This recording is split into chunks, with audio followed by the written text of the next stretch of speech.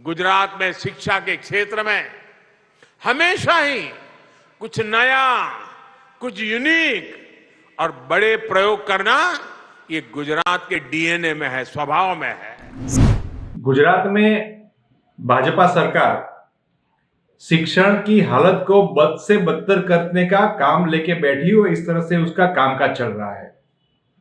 गुजरात में जिस प्रकार के एजुकेशन का हाल है, जो आंकड़े हमें विधानसभा के फ्लोर पे मिले हैं, वो बहुत चिंताजनक और बहुत गंभीर आंकड़ा है। 1606 स्कूल ऐसी है जो एक टीचर पे चलती है। मतलब पूरी स्कूल में 1606 स्कूल में एक ही टीचर है। अब आप समझ सकते हैं कि अगर वो टीचर छुट्टी पे चला गया तो वो स्कूल का क्या होगा। उसी तरह एक कल आंकड़ा आया, वो भी बहुत चिंताजनक है, गंभीर कह सकते हैं।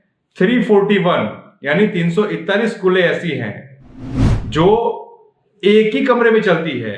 यानी गुजरात में ऐसी भी स्कूलें हैं जो एक ही कमरे में स्कूल चलती है।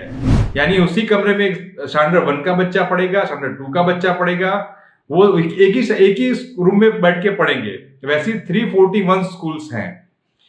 इसके साथ साथ गुजरात में 19,000 से ज्यादा टीचरों की घट है।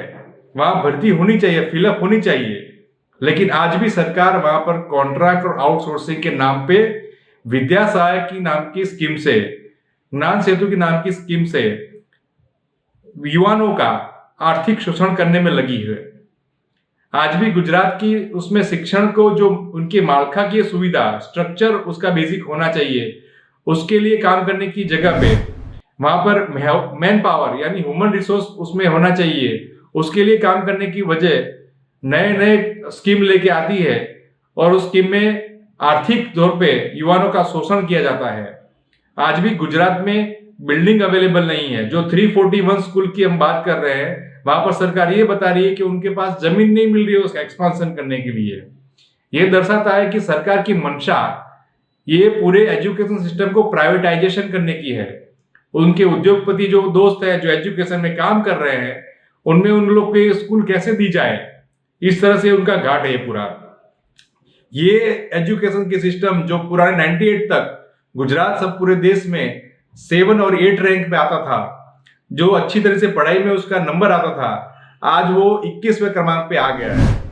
ये एजुकेशन के बहुत सारे रिपोर्ट हमने सामने देखे हुए, वो एसर का रिपोर्ट हो, यूनिसेफ का रिपोर्ट या खुद का गुजरात गवर्नमेंट का गुणोत्सव का रिपोर्ट हो, उसमें दिखाया गया कि ओनली 14 स्कूलें A+ की कैटेगरी में आती है। गुजरात की 34,000 से ज्यादा ये प्राइमरी और सेकेंडरी सरकारी स्कूलें हैं, उसमें से मात्र 14 स्कूलें जो है वो A+ की कैटेगरी में आती है। ये दर्शाता है कि गुजरात में एजुकेशन का सिस्टम का पूरा बट्टा धार करके रखा है भाजपा की सरकार ने।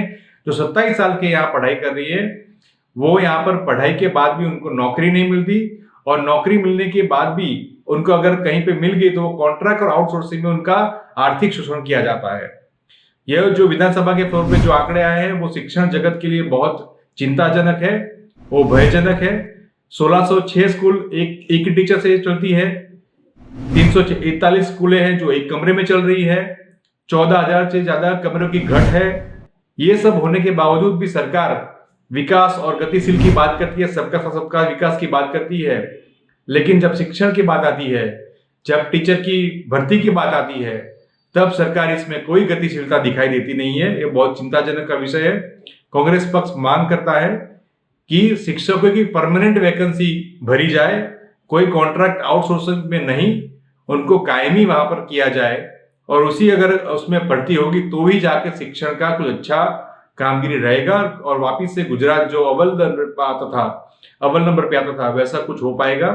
इस तरह से ये जो कर रहे हैं वही काम करते रहे तो ये प्राइवेटाइजेशन पूरा हो जाएगा। और आज भी कार्य में शिक्षण का जो एजुकेशन है, जो पूरा का पूरा अभी प्राइवेटाइजेशन की तरफ बढ़ रहा है, वो बहुत चिंताजनक विषय है।